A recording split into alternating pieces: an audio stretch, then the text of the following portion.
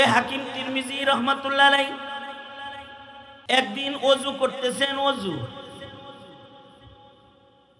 মিসওয়াক করতেছেন আর বৈশা ওযু বানাইতেছেন। মিসওয়াক করার সময় যে বৈশা রইছেন ওই সময় ওনার মাথার ভেতরে বিভিন্ন কল্পনা জাগা দিছে, কল্পনার জগতে ডুইগা পড়ছে। কল্পনা করতেছে হায় রে, তখন কিন্তু উনি বয়োবৃদ্ধ, ওনার দাড়ি চুল পাইকে গেছে, বুড়া হয়ে গেছে। আর উনি কল্পনা করতেছে জোয়ান বয়সে একটা মহিলা যে আমারে প্রেম প্রস্তাব দিয়েছিল, মানে উনি যখন যুবক ওনার পেছনের দিনের কথা ওনার স্মরণ করছে, বুড়া বয়সে স্মরণ করছে পেছনের দিনের কথা, যখন ওনার দাড়ি চুল পেকে সাদা হয়ে গেছে, ওযু বানাইতেছি বুড়া বয়সে, মিসওয়াক করতেছে, ওই সময় যৌবনের একটা ঘটনা স্মরণ করছে যে এক মহিলা ওনাকে প্রেম প্রস্তাব দিয়েছিল। উনি তখন নওজোয়ান যুবক, হাকিম তিরমিজি তখন নওজোয়ান যুবক, ডাক্তার মানুষ ছিলেন। ওনার ভক্তের অভাব নাই। হাকিম তিরমিজি যেহেতু ডাক্তার মানুষ ছিলেন, অপারেশনকারী ছিলেন, রোগী দেখতেন, এলাকার এক সুন্দরী মহিলা এই হাকিম তিরমিজির এসকে পড়ে গেছে, প্রেমে পড়ে গেছে। ডাক্তারদের কাছে তো মহিলা রোগীরাও যায়, এই প্রেমে পড়া এই রোগীর বেশে, প্রেম রোগীর বেশে হাকিম তিরমিজির চেম্বারে ঢুকছে। চেম্বারে ঢুইকা হাকিম সাহেবকে বলতেছে, হাকিম সাহেব আমার এমন একটা জটিল রোগ আছে যেটা সবার সামনে বলা যাবে না, রোগী যারা আসছে এদের সবাই বাইর করে দেন, একটু গোপনে কোন লাগবো। হাকিম সাহেব সরল মানুষ। হাকিম তিরমিজি রোগী যারা আছে সবাই বাইর করে দিয়ে ঘরটাকে খালি করে দিছে হেরে কথা কইবার লেগে। এই বেটি কথা না কয়ে ডাইরেক্ট উঠা যায় আগে দরজা বন্ধ করছে। দরজা বন্ধ করে আইসা হাকিম তিরমিজির সামনে আইসা নিজের চেহারার নেকাব সরাইয়া দিয়া কয়, দেখেন এক নজর আমার একটু ছায়া পছন্দ হয় না, আমি কিন্তু আই লাভ ইউ, আমি কিন্তু আপনারে ভালোবাসি, আপনাকে ছাড়া কিন্তু আমি বাঁচবো না, আমি আপনার প্রেমে পড়ে গেছি। প্রস্তাব দিয়ে ফেলাইছে। হাকিম তিরমিজি উনি তো চিৎকার দিছে, এ ইন্নালিল্লাহ ইন্নালিল্লাহ, ঘরের ভিতরে শয়তান ঢুকেছে। আর ঘরের বাইরে যত রোগী ছিল এরা সব আইছে, কাছাকাছি আয়া পড়ছে, দরজার কাছে আসছে। উনি যে দরজা খুলে দিছে, মহিলাও বলতেছে, চিল্লাইতেছে, শয়তান ঢুকছে, শয়তান ঢুকছে। মানুষ এই দুজনের ভক্ত হয়ে গেছে। হায় রে, দুজন তো বুজুর করে শয়তান তারায় দুজনে রোগী দেহা বাদ দিয়া। হাকিম তিরমিজি মহিলাকে বললেন, যাও বেরিয়ে যাও, তোমার চিকিৎসা শেষ, যাও বেরাও। অর্থাৎ হাকিম তিরমিজি এই মহিলার দোষটাকেও গোপন করে দিছে যাতে ভবিষ্যতে এই মহিলার ক্ষতি না হয়।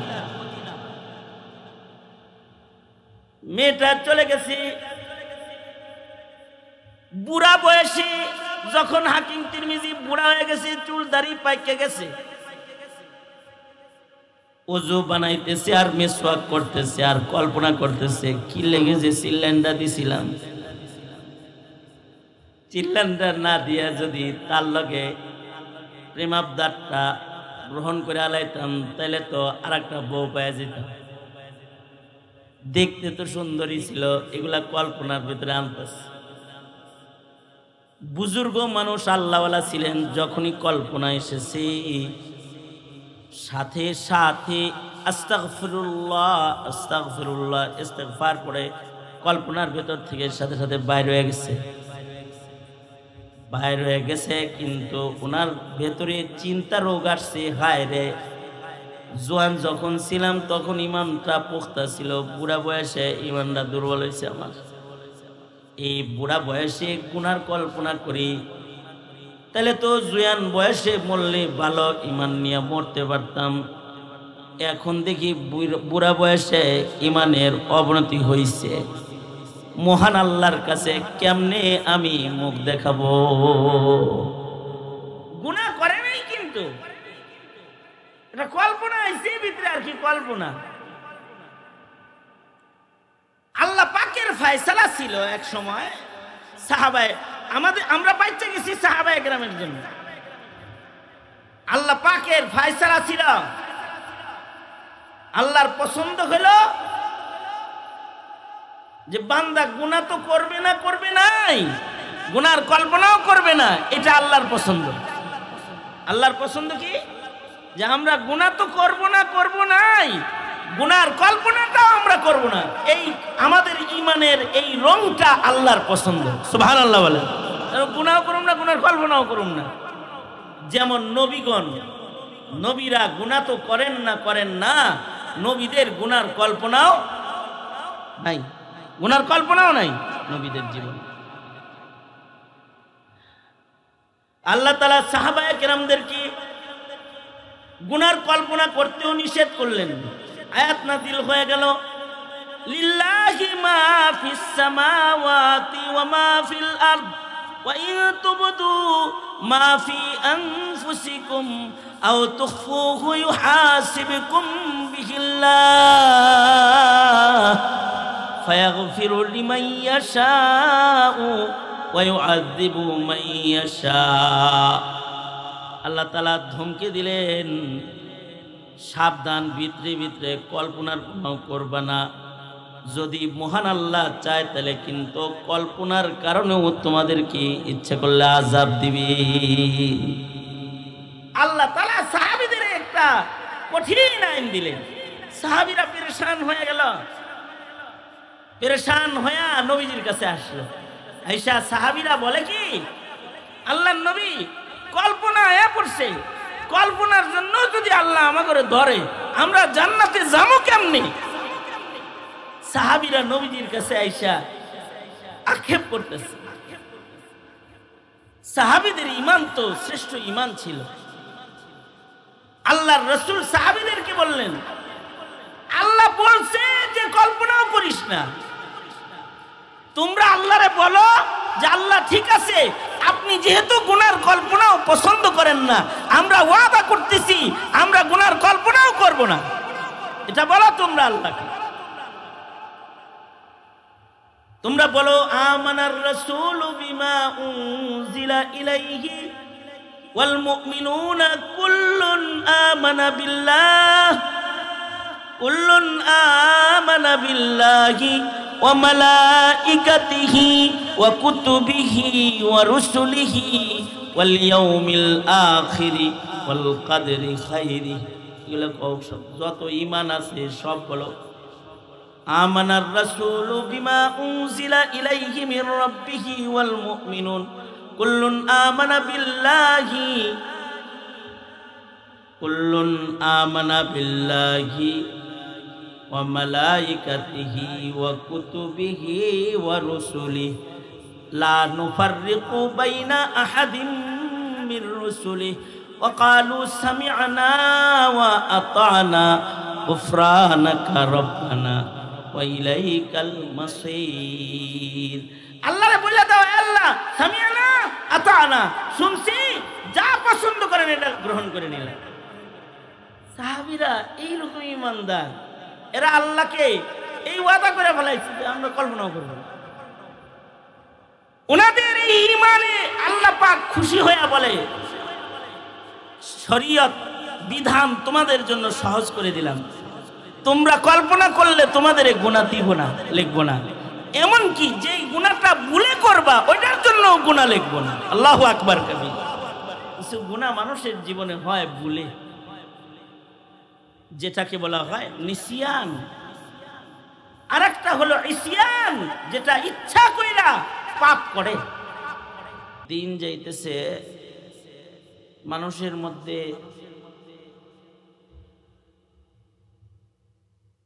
গুনাহ করার মানুষ বাড়তেছে, ইবাদত করার মানুষ কমতেছে। দুনিয়ার আসবাব বাড়তেছে, এমন এমন জিনিস দুনিয়াতে এখন দেখা যাইতেছে যে জিনিসগুলা আগে ছিল না। আগে আসবাব কম ছিল পৃথিবীতে, এ কারণে মানুষের ইবাদত বেশি ছিল। এখন যেহেতু আসবাব বেড়ে গেছে, মানুষের ব্যস্ততা বেড়ে গেছে, ইবাদত কমে গেছে, ইবাদতের ভেতরে শগল মানুষের এখন কম, গাফলাত এবং গুনাহের ভেতরে মানুষের সময় বেশি কাটতেছে।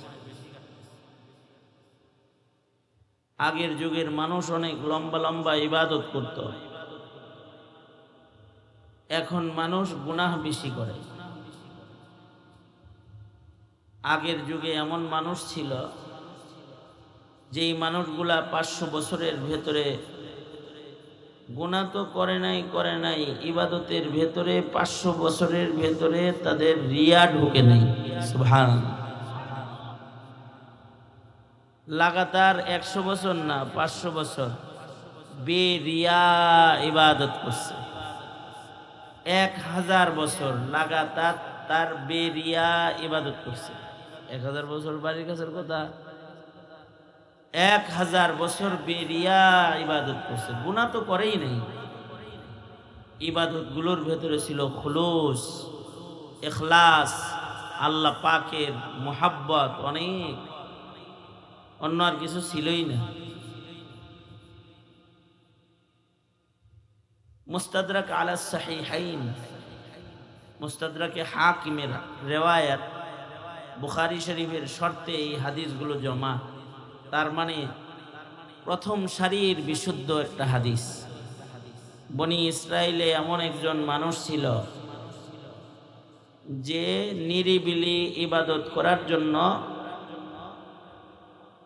সমুদ্রের মাঝখানে পাহাড়ের চূড়ার উপরে যায় নামাজ বিছায়া ইবাদত শুরু করছে। সমুদ্রের মাঝখানে এই জন্য গেছে মানুষের সাথে যেন তার খালাত মালাত না হয়, দেখা সাক্ষাৎ না হয়, মানুষের সাথে তার মুআমালাত মুআশারাত না হয়, সে যেন আল্লাহর সাথেই ইবাদতের মুআমালায় ব্যস্ত থাকতে পারে। সাগরের মাঝখানে চলে গেছে।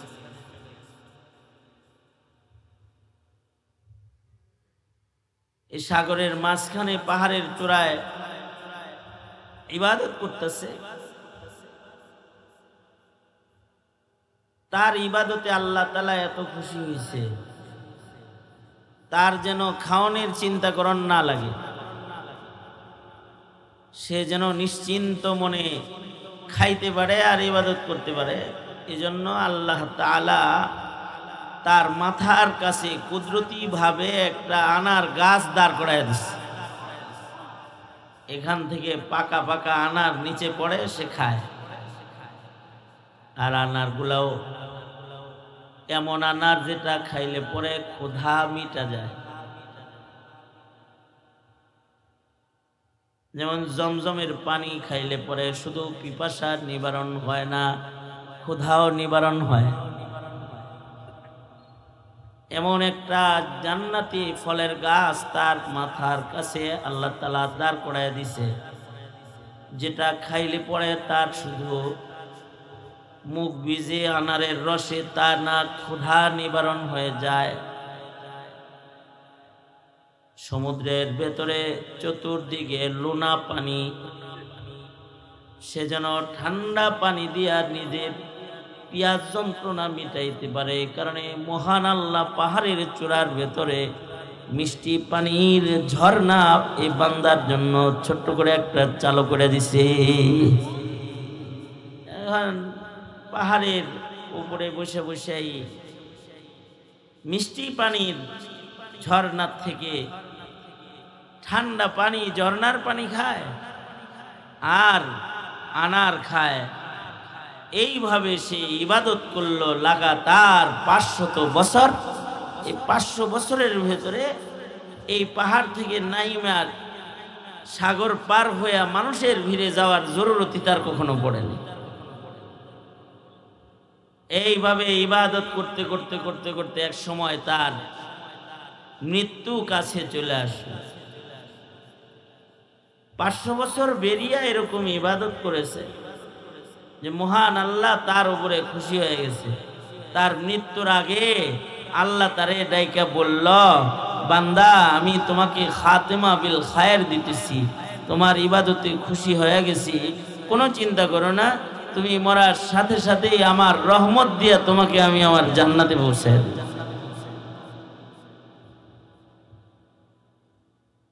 তার মানে একটা মানুষের কত লম্বা সময় আগে ইবাদত করছে,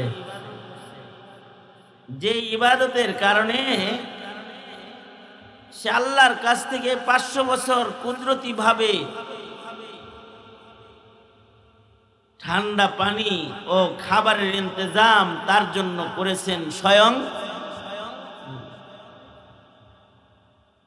কতটা খুশি হইলে মহান আল্লাহ তার জন্যই কুদরতি ইন্তজাম করে। আগের যুগের মানুষের ইবাদত এরকম অনেক বেশি, তারা ইবাদত বেশি করত, তাদের জীবনে গুনাহ কম, ইবাদত বেশি।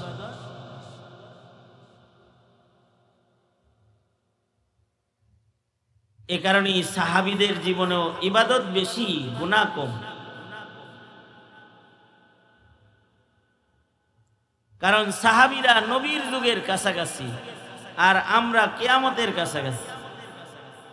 দিন যাইতেছে তো কিয়ামত কাছাকাছি হইতেছে, আর সাহাবীরা ছিল নবীর কাছাকাছি, আর দিন যাইতেছে আমরা খালি নবীর থেকে দূরে সরতেছি, নবুয়তের আলো থেকে দূরে সরতেছি। এ কারণে আমাদের হৃদয়ে ইমানের আলোর তুলনায় অন্ধকার বেশি। হাকিম তিরমিজি রহমাতুল্লাহ আলাইহি অনেক বড় মুহাদ্দিস ছিলেন, হাফিজুল হাদিস ছিলেন, লক্ষ লক্ষ হাদিস মুখস্থ ছিল। এবং হাকিম তিরমিজি উনি ছিলেন পৃথিবীতে সর্বপ্রথম অপারেশনকারী সার্জারি ডাক্তার। দুনিয়াতে সর্বপ্রথম অপারেশন সার্জারি যেটা, এটা সর্বপ্রথম যিনি আবিষ্কার করছেন, যার মাধ্যমে চালু হয়েছে, তিনি হলেন হাকিম তিরমিজি। মানে এই যে হাড্ডি কাটটা কুটটা জোড়া লাগানি, সিলাই দেওয়ন্তি, চামড়া সিলাই অপারেশন করন্তি, এগুলা উনি করতেন। আগের জমানায় তো শরীর অভ্যাস করার জন্য যে মেডিসিন, এটা তখন ছিল না। হাকিম তিরমিজি অভ্যাস ছাড়াই মানুষের দেহ কাটতেন। অর্থাৎ অপারেশন করবেন, অভ্যাস করার তো কোনো জিনিস তখন আমদানি হয় নাই, সরাসরি কাটটা পচা গোস্ত ফেলে দিয়ে সিলাই করে দিতেন। এবং উনি পৃথিবীতে মাটির নিচে সর্বপ্রথম আইসিইউ আবিষ্কার করলেন। বিদ্যুৎ ছাড়া, পাখা ছাড়া একটা আইসিইউ মাটির নিচে। এখনো উজবেকিস্তান যারা সফরে যায়, তারা হাকিম তিরমিজির সেই মাটির নিচের ঘর দেখতে যায়। মাটির নিচে ঘর, ওইখানে রোগীকে অপারেশন করে 7 দিন 10 দিন শোয়ায় রাখতেন, যাতে উপরের বাহিরের জার্ম তার দেহের ক্ষত জায়গার ভেতরে আক্রমণ না করে। আইসিইউ বানাইছিলেন। তো উনি যে অপারেশন করতেন, তখন এই অজ্ঞান করা লাগতো না, মানুষকে অজ্ঞান করা লাগতো না।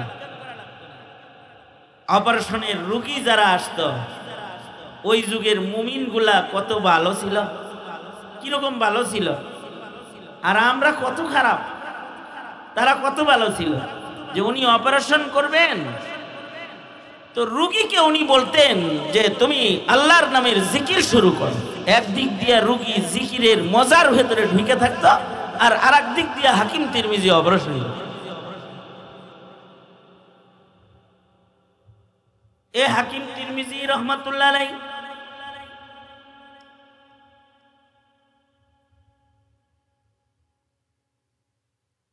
একদিন ওযু করতেছেন, ওযু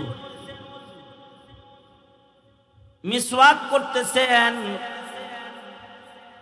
আর বৈশা ওযু বানাইতেছেন। মিসওয়াক করার সময় যে বৈশা রইছেন, ওই সময় ওনার মাথার ভেতরে বিভিন্ন কল্পনা জাগা দিছে, কল্পনার জগতে ঢুইকা পড়ছে। কল্পনা করতেছে, হায় রে, তখন কিন্তু উনি বয়োবৃদ্ধ, ওনার দাড়ি চুল পাইকে গেছে, বুড়া হয়ে গেছে, আর উনি কল্পনা করতেছে, জোয়ান বয়সে একটা মহিলা যে আমারে প্রেম প্রস্তাব দিয়েছিল, মানে উনি যখন যুবক, ওনার পেছনের দিনের কথা ওনার স্মরণ করছে, বুড়া বয়সে স্মরণ করছে পেছনের দিনের কথা, যখন ওনার দাড়ি চুল পেকে সাদা হয়ে গেছে, ওযু বানাইতেছে বুড়া বয়সে, মিসওয়াক করতেছে, ওই সময় যৌবনের একটা ঘটনা স্মরণ করছে যে এক মহিলা ওনাকে প্রেম প্রস্তাব দিয়েছিল। উনি তখন নওজোয়ান যুবক, হাকিম তিরমিজি তখন নওজোয়ান যুবক, ডাক্তার মানুষ ছিলেন। তো ওনার ভক্তের অভাব নাই। এই তোরা কথা বলছিস, কারা কারা জানে, কেটা কেটা কথা কয় এনে, যারা যারা কথা বলবি, মোবাইল চালাবি, সিধা উঠে এখান থেকে চলে যাও, আমার শ্রোতা লাগে না বেশি। মনে মনে রাগ হইতেছে, দেখছ কি ব্যবহারটা করলো মাওলানা। মাঝে মাঝে এরকম খারাপ ব্যবহার করতে হয় মাহফিলে। ওই যে আমি বললাম না যে 500 বছর আগের যুগের মানুষ বেরিয়া ইবাদত করছে, আর হে আধা ঘন্টা একটু নিরিবিলি ওয়াজ শুনবো, এটা পারে না। কান্না ধরে উঠাই দেওয়া দরকার না, হ্যাঁ কথার কথা। এতটুকুন সময় খালওয়াত কেন হয় না, একাগ্রতা কেন আসে না? কিছু সময় তো একাগ্রতার সাথে ইবাদত করণ লাগে। ইবাদতে খুশু খুজু ও মনোযোগ হইলে ওই ইবাদতটা ওজনদার হয়। হাকিম তিরমিজি যেহেতু ডাক্তার মানুষ ছিলেন, অপারেশনকারী ছিলেন, রোগী দেখতেন, এলাকার এক সুন্দরী মহিলা এই হাকিম তিরমিজির এসকে পড়ে গেছে, প্রেমে পড়ে গেছে। ডাক্তারদের কাছে তো মহিলা রোগীরাও যায়, এই প্রেমে পড়া এই রোগীর বেশে, প্রেম রোগীর বেশে হাকিম তিরমিজির চেম্বারে ঢুকছে। চেম্বারে ঢুইকা হাকিম সাহেবকে বলতেছে, হাকিম সাহেব, আমার এমন একটা জটিল রোগ আছে যেটা সবার সামনে বলা যাবে না। রোগী যারা আসছে এদের সবাই বাইর করে দেন, একটু গোপনে কোন লাগবো। হাকিম সাহেব সরল মানুষ। হাকিম তিরমিজি রোগী যারা আছে সবাই বাইর করে দিয়ে ঘরটাকে খালি করে দিছে, হেরে কথা কইবার লেগে। এই বেটি কথা না কয়ে ডাইরেক্ট উঠা যায় আগে দরজা বন্ধ করছে। দরজা বন্ধ করে আইসা হাকিম তিরমিজির সামনে আইসা নিজের চেহারার নেকাব সরাইয়া দিয়া কয়, দেখেন এক নজর আমার একটু চায়া পছন্দ হয়নি, আমি কিন্তু আই লাভ ইউ, আমি কিন্তু আপনারে ভালোবাসি, আপনাকে ছাড়া কিন্তু আমি বাঁচবো না, আমি আপনার প্রেমে পড়ে গেছি। প্রস্তাব দিয়ে ফেলাইছে। হাকিম তিরমিজি উনি তো চিৎকার দিছে, এ ইন্নালিল্লাহ ইন্নালিল্লাহ, ঘরের ভিতরে শয়তান ঢুকেছে। আর ঘরের বাইরে যত রোগী ছিল এরা সব আইছে, কাছাকাছি আয়া পড়ছে, দরজার কাছে আসছে। উনি যায় দরজা খুলে দিছে, মহিলাও বলতেছে, চিল্লাইতেছে, শয়তান ঢুকছে, শয়তান ঢুকছে। মানুষ এই দুজনের ভক্ত হয়ে গেছে। হায় রে, দুজন তো বুজুর করে শয়তান তারায় দুজনে রুগী দেহা বাদ দিয়া। হাকিম তিরমিজি মহিলাকে বললেন, যাও, তোমার যাও, বেরিয়ে যাও, তোমার চিকিৎসা শেষ, যাও যাও, বেরাও বেরাও।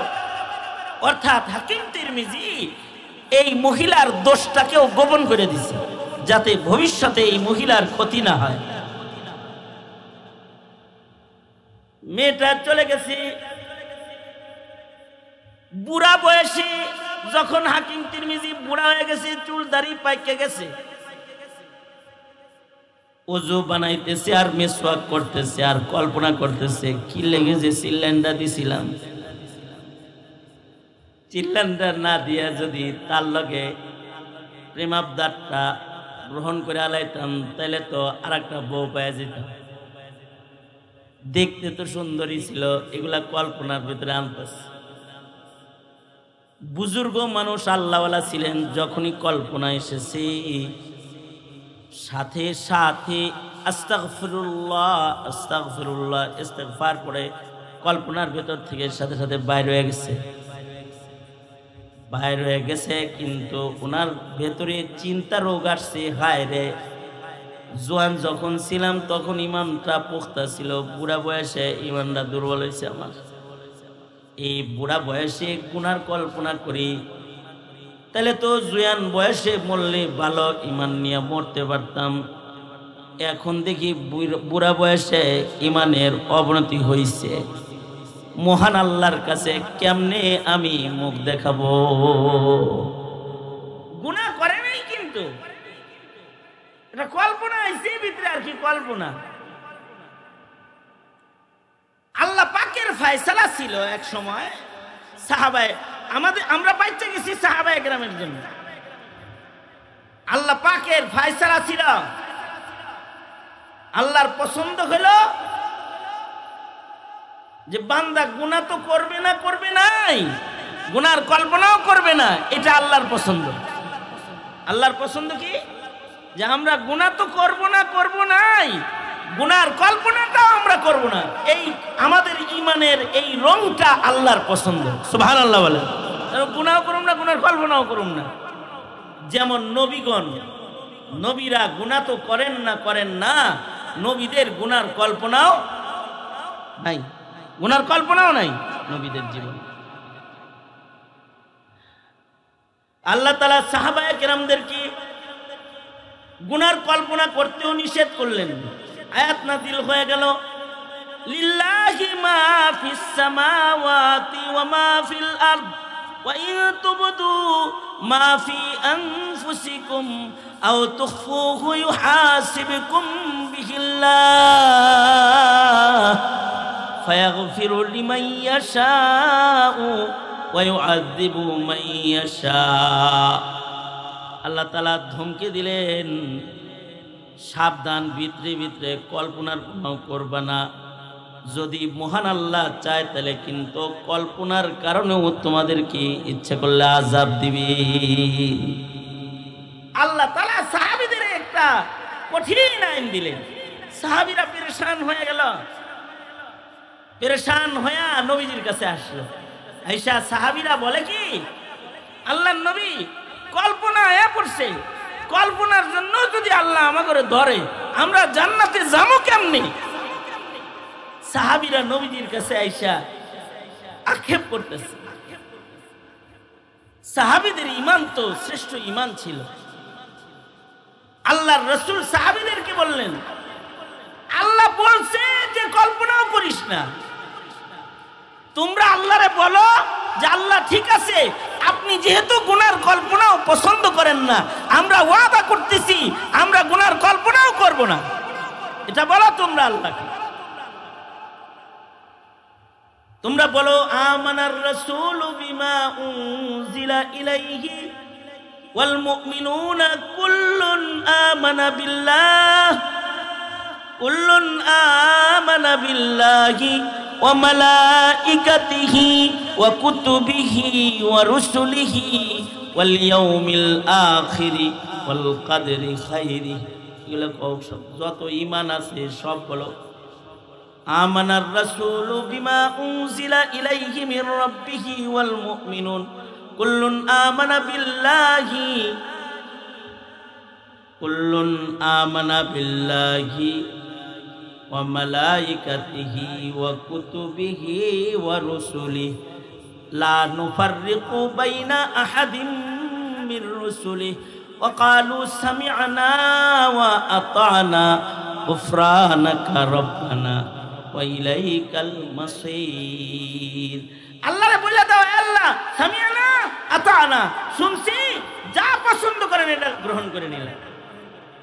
সাহাবীরা এইরকম ইমানদার, এরা আল্লাহকে এই ওয়াদা করে ফেলাইছে যে আমরা কল্পনাও করব না। ওনাদের এই ঈমানে আল্লাহ পাক খুশি হয়ে বলে, শরীয়ত বিধান তোমাদের জন্য সহজ করে দিলাম, তোমরা কল্পনা করলে তোমাদের গুনাহ দিব না, লিখব না, এমনকি যেই গুনাহটা ভুলে করবা ওইটার জন্য গুনাহ লিখব না। আল্লাহু আকবার কবীর। কিছু গুনাহ মানুষের জীবনে হয় ভুলে, যেটাকে বলা হয় নিসিয়ান, আরেকটা হলো ইসিয়ান, যেটা ইচ্ছা কইরা পাপ করে। কেউ যদি ভুলে গুনাহ করে, নিজের উপরে নিজের নিয়ন্ত্রণ ছিল না, খাতাআন, ভুলে কোনো অন্যায় হয়েছে, কল্পনা করলে তো গুনাহ লিখবেন না, লিখবেন নাই। যদি ভুলে কোনো অন্যায় করে এটা আল্লাহ তাআলা ধরবেন না। আল্লাহ নিজেই বান্দারে শিখায় দিতেছে, একটা দোয়া শিখায় দিই, আমার কাছে এই দোয়া করো, তো ভুলে ভালে গুনাহ হইলে এটাও ধরুম না। সূরা বাকারার শেষ আয়াত নাযিল হয়েছে, রব্বানা লা তুআখিযনা ইন নাসিনা আও আখতানা রব্বানা ওয়ালা তাহমিল আলাইনা ইসরান কামা হামালতাহু আলাল্লাযীনা মিন ক্বাবলিনা রব্বানা ওয়ালা তুহাম্মিলনা মা লা তাকাতা লানা বিহি ওয়া'ফু আন্না ওয়াগফির লানা ওয়ারহামনা আনতা মাওলানা ফানসুরনা আলাল কওমিল কাফিরিন। অর্থাৎ গুনার কল্পনা করলেই বান্দাকে আল্লাহ তাআলা গুনাহ লিখবেন না। আর এক হাদিসে আছে, বান্দা গুনাহ করার পরে সাথে সাথে গুনাহ লেখা হয় না, কারণ আল্লাহ তাআলা রহমান, আল্লাহ তাআলা রহিম, আল্লাহ তাআলা গফফার। আল্লাহ তাআলা ফেরেশতাদেরকে বলেন, অপরাধ করছে তাতে কি আগে এখনই লিখিস না, যদি তওবা করে তাহলে আমি মাফ করে দিব, অপেক্ষা কর, দেখি আমার বান্দা আমার কাছে তওবা করেনি। কারণ মহান আল্লাহ তো বান্দাকে ভালোবাসেন। কিন্তু হাকিম তিরমিজি তিনি গুনার কল্পনা যে করছেন, এই কল্পনার চিন্তায় পেরেশান হয়ে খানা দানা বন্ধ হয়ে গেছে। হায় রে, আমার তো ইমানের অবনতি হয়েছে রে, জোয়ান বয়সে ভালো ছিলাম, বুড়া বয়সে তো আমি খারাপ হয়ে গেছি রে। এই ভয়ে রুনাজারি শুরু করছে, খানা দানা বন্ধ, মসজিদের ভেতরে খালি কান্দে আর কান্দে। কানতে কানতে হাকিম তিরমিজি রাতের বেলায় স্বপ্নে দেখতেছে, একদিন সরওয়ারে তো আলম 3 দিন পরে স্বপ্নে দেখতেছে আল্লাহর রাসূল স্বপ্ন যোগে আসছে। আল্লাহর রাসূল স্বপ্ন যোগে এসে জিজ্ঞেস করতেছে, আই হাকিম, কান্দস কেন, খানা দানা বন্ধ কেন? কয়, আল্লাহর নবী, আগে ইমান ভালো ছিল, এখন আমার ইমান খারাপ হয়ে গেছে, দুশ্চিন্তায় কান্দি। কি খারাপ হয়েছে? কয় কবি বুড়া বয়সে আইসা জোয়ান বয়সের গুনার কল্পনা দিলের ভেতরে আইসা বসছে। আমার অবনতি হয়েছে যে জোয়ান বয়সে আমি গুনার থেকে বাঁচার ব্যাপারে শক্ত ছিলাম, বুড়া বয়সে আইসা আমি দুর্বল হয়ে গেছি। এটা কেন হইল এটা বুঝি নাই। আল্লাহর রাসূল হাকিম তিরমিজিকে বলে, আগে ইমান ভালো হওয়া স্বাভাবিক, বুড়া বয়সে তোমার ইমান একটু কমজোর হওয়াটা স্বাভাবিক, কারণ আগে তো তুমি জমানায় নবুয়তের কাছাকাছি ছিলা, এবার 30 বছর পরে 40 বছর পরে বুড়া হইছ, বুড়া হয়ে এখন 40 বছর পরে কিয়ামতের কাছাকাছি। যখন নবুয়তের আলোর কাছে ছিলা তখন ঈমান বেশি ভালো ছিল, যত সামনে বাড়তেছ তত ঈমানি কুওয়াত তোমার না সবারই কমতেছে। কারণ যত সামনে বাড়তেছে জমানায় নবুয়ত থেকে মানুষগুলো দূরে যাইতেছে, আর যত পেছনের দিকে তাকাইবা জমানায় নবুয়তের কাছাকাছি, তো ওই সময়ের তাকওয়া এই সময়ের তাকওয়ার চেয়ে ভালো পাওয়া যাবে।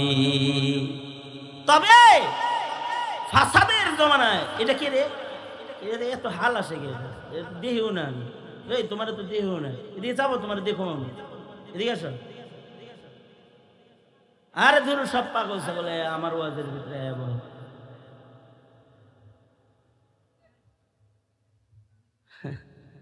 এটা একটা ইমতিহান, শান্তি মতো যেন কিছু কইতে না পারে। আস্তাগফিরুল্লাহ।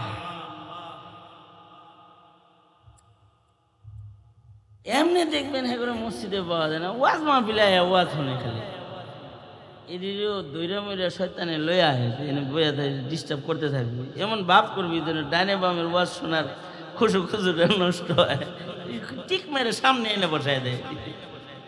এই কামটাও ওই যে ভাই সাহেব যে আছে একজন উনি করে। আল্লাহ তাআলা সহি সমঝ দান করুক, আমিন বলেন। কি বললাম আমি? জমানায় নবুয়ত থেকে যত দূরে যাইতেছি তত জমানায় ফাসাদ আইতেছে। কি আইতেছে? জমানায় ফাসাদ। আসবাব যত বাড়তেছে জমানায় ফাসাদের দিকে আগাইতেছি, আর যত পিছনে ওটা জমানায় নবুয়তের কাছাকাছি খাইরুল কুরুন। এ কারণে ফাসাদের যুগে গুনাহ বেশি, ইবাদত কম। এই ফাসাদের যুগে যখন গুনাহ বেশি ইবাদত কম, এই সময় আবার যদি কেউ একটা সুন্নতের আমল করে, ফাসাদের জমানায় একটা সুন্নতের দাম গলা কাটা শহীদের সওয়াবের সমান। সুবহানাল্লাহ। আল্লাহর রাসূল বলেন, আলা রাসূলুল্লাহ সাল্লাল্লাহু আলাইহি ওয়াসাল্লাম, মান তামাসসাকা বি সুন্নতি ইনদা ফাসাদি উম্মতি ফালাহু আজরু শহীদ। ফাসাদের জমানায় যদি একটা সুন্নতের উপরে কেউ আমল করে, একটা সুন্নতের বদলে শহীদের সওয়াব তাকে দান করা হবে। জমানায় ফাসাদ, এখন জমানায় ফাসাদ ধীরে ধীরে বাড়তেছে। আগে যে সকল সরু সামান ছিল না এগুলো সব এখন আছে। আগে ওয়াজ করা ওয়াজ শোনা সহজ ছিল, এত ক্যামেরা, এত মোবাইল, এত সামান, এত কিছু সামনে ফিট করা ছিল না। খুশু খুজুর সবার ভালো ছিল। এইগুলা আসার পরে খুশু খুজু আনাই কঠিন হয়ে গেছে। ওয়াজ খুশু খুজুর সাথে করাও কঠিন, আর ওয়াজ খুশু খুজুর সাথে শোনাও কঠিন হয়ে গেছে। মসজিদে যায় 2 রাকাত নামাজ পড়বে এটা কঠিন হয়ে গেছে।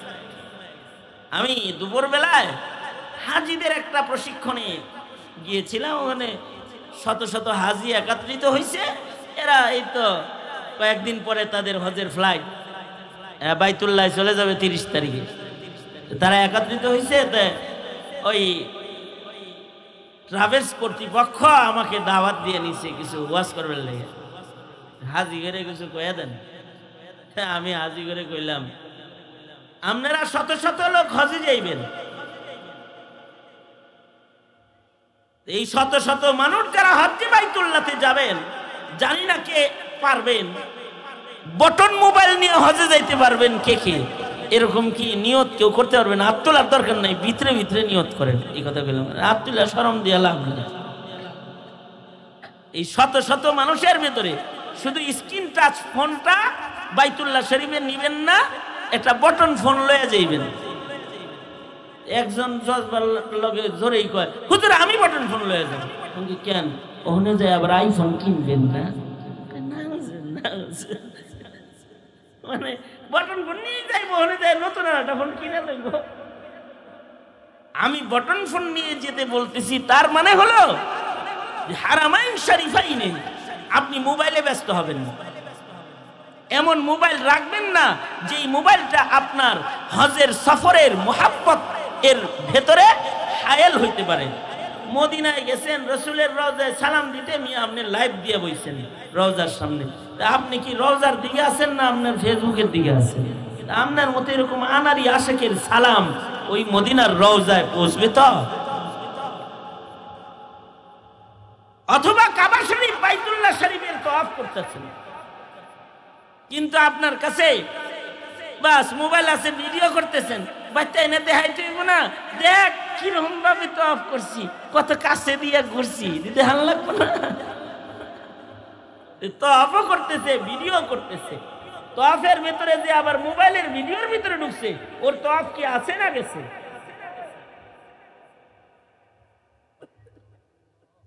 এইভাবেই তো ইবাদত নষ্ট হয়। দিন যাইতেছে, মানুষের ইবাদত নষ্ট হইতেছে।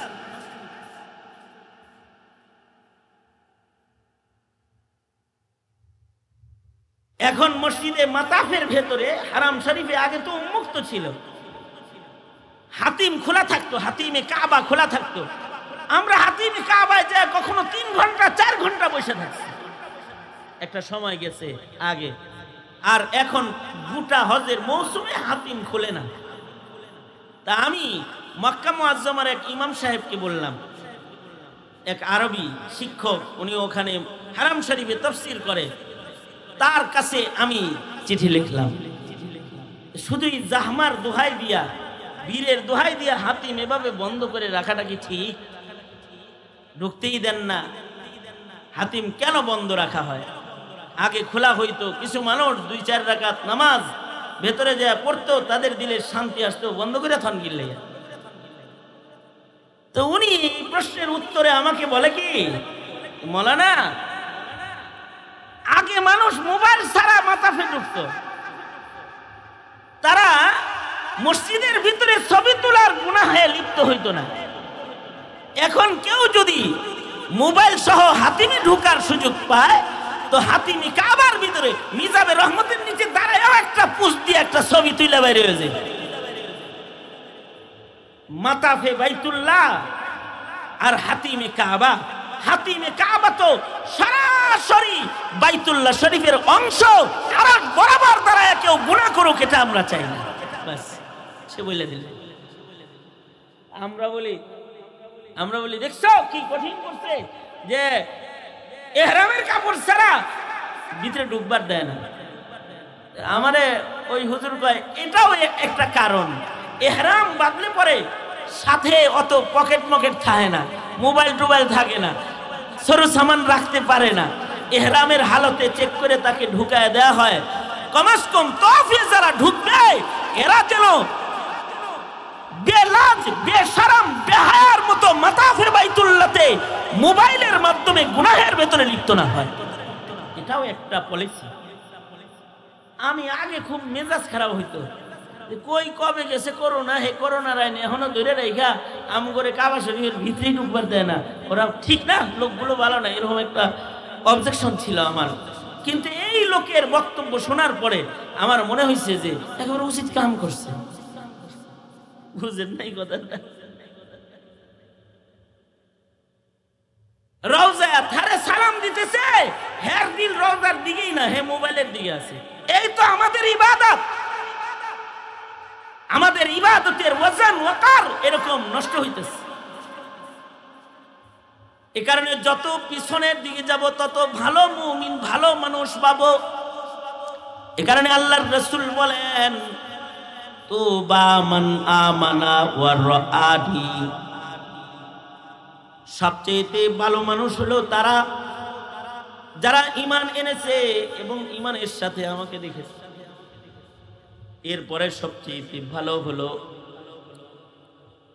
মান আমানা ওয়া রাআ মান রাআনি, আমাকে দেখে নাই কিন্তু সাহাবী দেখছে। এরপরে তারা ভালো, মান আমানা ওয়া রাআ মান রাআ মান রাআ মান রাআনি।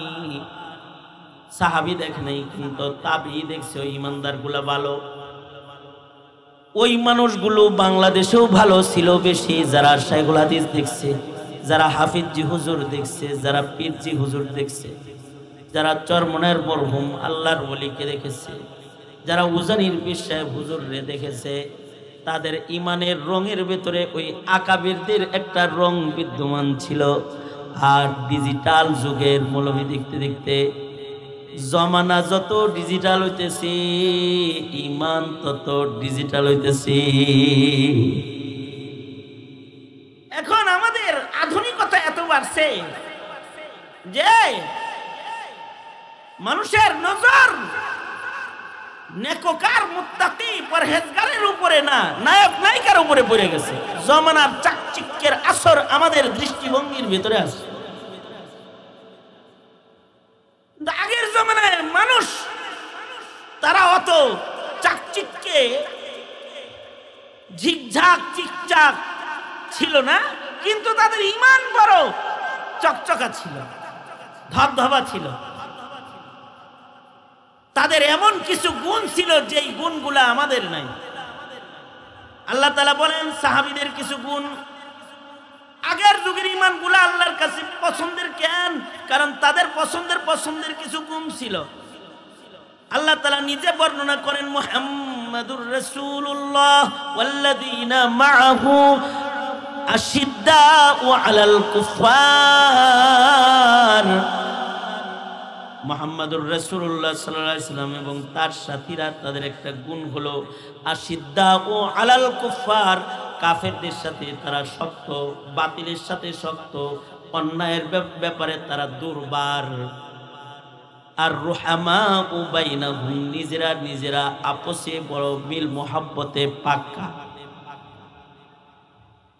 কিন্তু এই যুগে এসে দেখলাম মুসলমান কাফেরের সাথে শক্ত না, নিজেরা শক্ত। আর মুসলিম হয়ে গেছে হিন্দু, বৌদ্ধ, খ্রিস্টান, ইহুদির ভক্ত। মুসলমান ইন্ডিয়া ভক্ত, মোদি ভক্ত, মুসলমান আমেরিকা ভক্ত, মুসলমান কাফের মুশরিকের ভক্ত, মুসলমান গুনাহের ভক্ত, ইবাদতের ভক্ত না, গুনার ভক্ত। আরেকটা জমানা ছিল, মুসলমান ছিল অন্যায়ের ব্যাপারে বড় দুর্বার, শক্ত।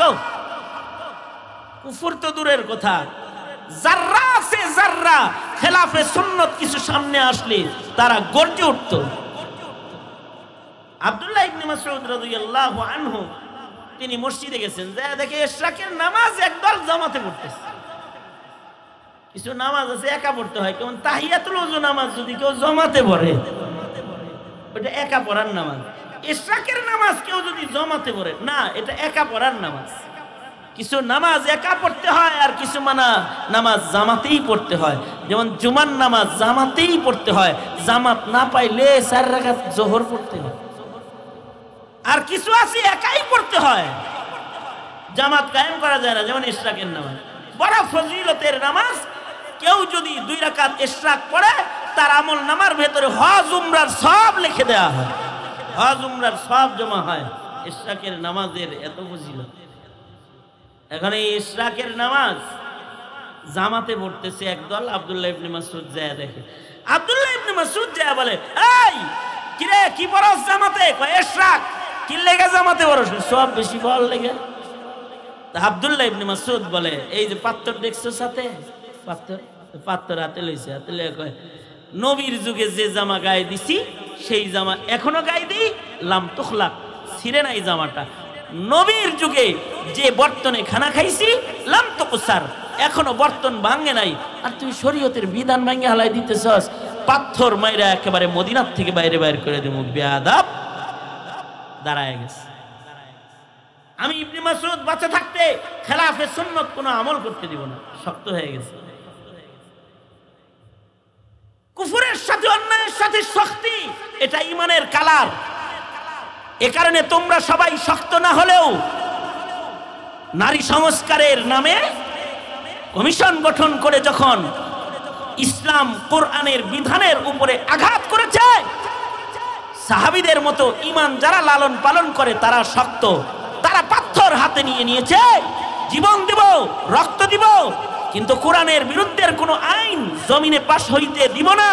ইউনূস সরকারকে হুমকি দেওয়া হয়েছে আগামী 3 তারিখ পর্যন্ত টাইম, যদি এই কমিশনকে বাতিল না করে আর এই কমিশনের মাধ্যমে উঠে আসা কোরআন বিরোধী প্রস্তাবগুলোকে যদি বাতিল ঘোষণা না করে, ইউনূসের ওই দশা হবে যেই দশা হাসিনার হয়েছে, সেই দশা ইউনূসের হবে।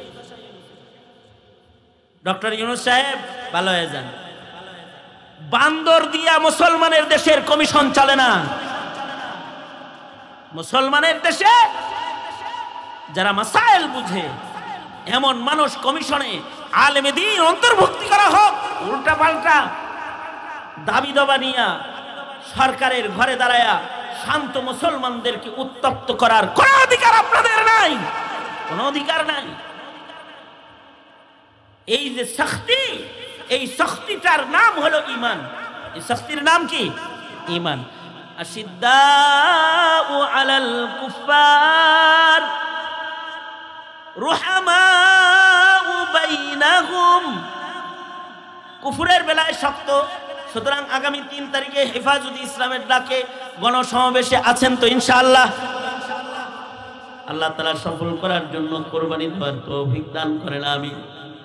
রুহামাউ বাইনাহুম, মুমিন মুমিনেরা ছিল আপোষে শির সাক্ষাৎ, আপোষে মায়ার বন্ধনে তারা আবদ্ধ। যেমন আমরা মার্চ ফর গাজা হয়েছে, ফিলিস্তিনের মুসলমানদের জন্য মায়া মমতা প্রকাশ করা হয়েছে, রুহামাউ বাইনাহুম। এখনো আমরা আওয়াজ তুলি ভারতের মুসলমানদের পক্ষে, রুহামাউ বাইনাহুম। কারণ এক মুসলমান আর এক মুসলমানের সাথে দরদ আছে, এটার নাম ঈমান।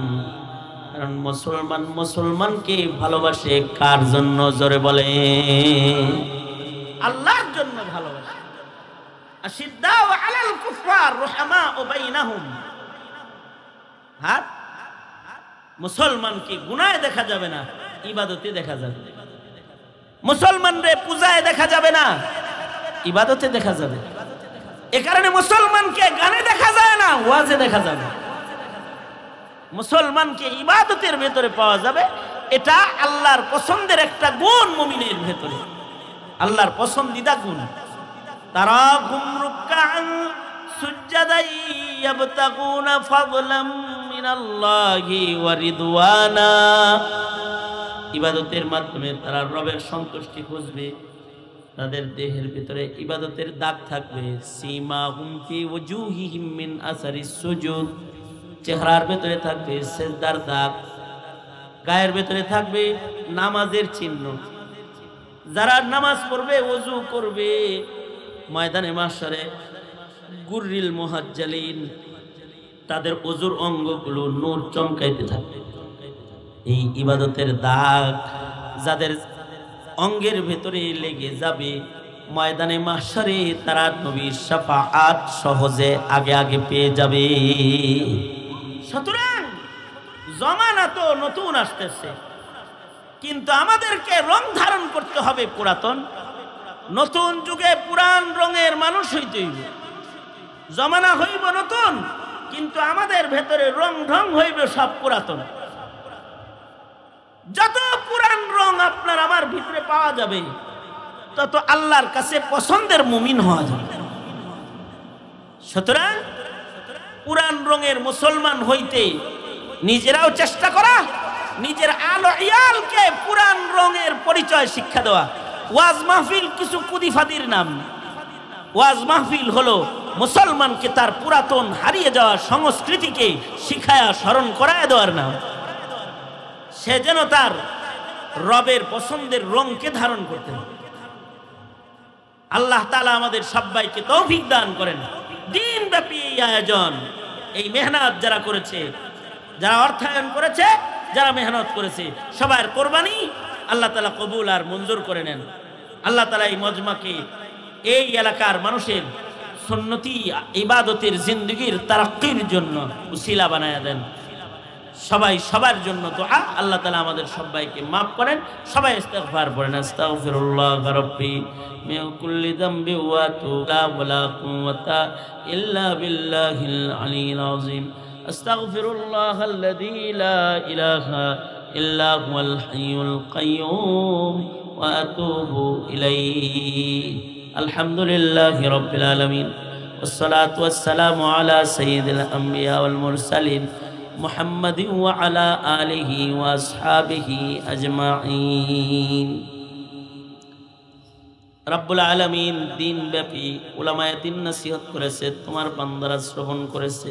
দিন যাইতেছে, কিয়ামতের কাছাকাছি হইতেছি, আমাদের ইবাদত বন্দেগী নষ্ট হইতেছে, গুনার প্রভাব সমাজের ভেতরে বেড়ে চলেছে। রব্বুল আলামিন আমাদেরকে সতর্ক হওয়ার তৌফিক তুমি দান করো আল্লাহ। হার কিসমের গুনাহ খাতার থেকে মিল্লাতের মুসলমানদেরকে বাঁচাও ইয়া আল্লাহ। আগামী 3 তারিখের গণসমাবেশ হিফাজতে ইসলামের সমাবেশকে তুমি সফল কবুল মঞ্জুর করে নাও রব্বুল আলামিন।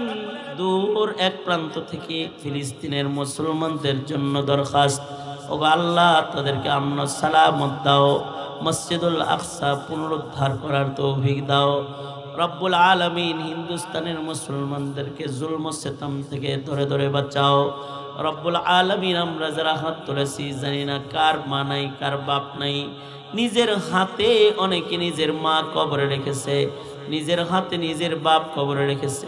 ওগো আল্লাহ, যাদের আব্বা আম্মা কবরে চলে গেছে তাদের আব্বা আম্মার কবর জান্নাতের বাগান বানায় দাও আল্লাহ।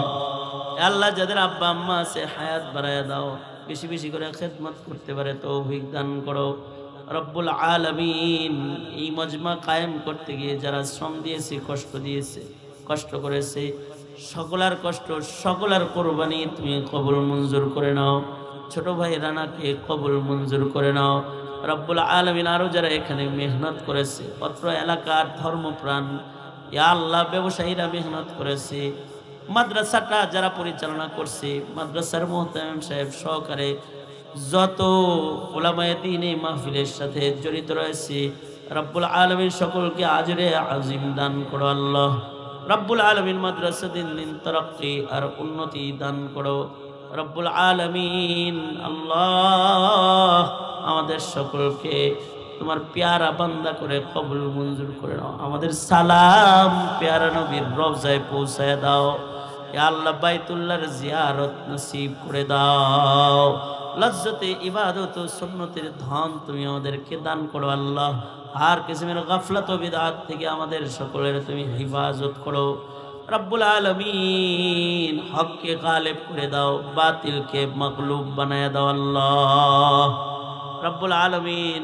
বাংলাদেশে ইসলামী হুকুমত কায়েম করে দাও, ইসলাম ও মুসলমানদের সরকার কায়েম করে দাও আল্লাহ রব্বুল আলামিন। আমাদের কোরবানি দেওয়ার তৌফিক দান করো রব্বুল আলামিন। আমাদের সালাম পেয়ারা নবীর রওজায় আতখারে পৌঁছায় দাও রব্বুল আলামিন।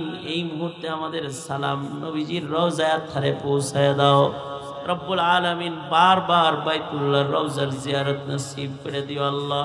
জানি না কোন দোকানের কাফন রেডি হয়ে গেছে, কোন সবের বাসনা জানি পেয়ে গেছে, কখন জানি মসজিদের কোনার পালকি বাড়ির দুয়ারে দাঁড়ায় যায়। ওগো আল্লাহ, কবরের পালকি পাঠাইবার আগে কামেল মুমিন বানায়া দিও আল্লাহ রব্বুল আলামিন। এই মাহফিলকে প্রতি বছর কবুল মঞ্জুর করে নাও। যে সকল ব্যবসায়ীরা যুবকেরা এই মাহফিলটাকে ধরে রেখেছে ওদেরকে আজরে আজিম দান করো, নি'মাল বদল তাদের দান করো আল্লাহ। সুবহান রাব্বিকা রব্বিল ইজ্জাতি আম্মা ইয়াসিফুন ওয়া সালামুন আলাল মুরসালিন ওয়ালহামদুলিল্লাহি রাব্বিল আলামিন।